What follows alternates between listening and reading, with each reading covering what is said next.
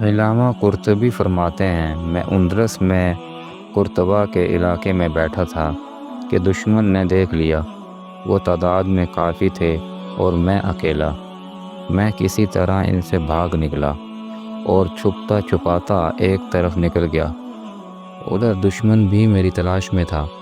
میں ایک چٹال میدان میں تھا کہ اچانک دو گھڑ سوار مجھے تلاش کرتے ہوئے آ گئے۔ چھپنے کی کوئی جگہ نہ تھی۔ مجھے اور تو کچھ نہ سوجی۔ میں ذرا نشیبی زمین پر بیٹھ گیا، سورہ یاسین اور دوسری صورتیں پڑھنا شروع کیں۔ اچانک وہ دونوں میرے پاس سے باتیں کرتے ہوئے گزر گئے۔ پھر تھوڑی دیر کے بعد دوبارہ ان کا گزر میرے سامنے سے ہوا۔ میں اسی جگہ بیٹھا رہا۔ میرے کانوں میں ان کی گفتگو کی آواز آ رہی تھی۔ ایک دوسرے سے کہہ رہا تھا، لگتا ہے کہ وہ آدمی کوئی شیطان ہے، ورنہ ہمارے سامنے اس میدان میں تھا، اب نظر نہیں آ رہا۔ دراصل اللہ تعالیٰ نے ان کو وقتی طور پر اندھا کر دیا تھا۔ وہ میرے سامنے گزرے اور واپس بھی آئے۔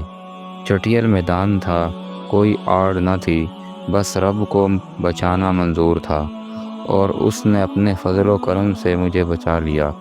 اور یہ سچ ہے، جسے اللہ رکھے اسے کون چکھے۔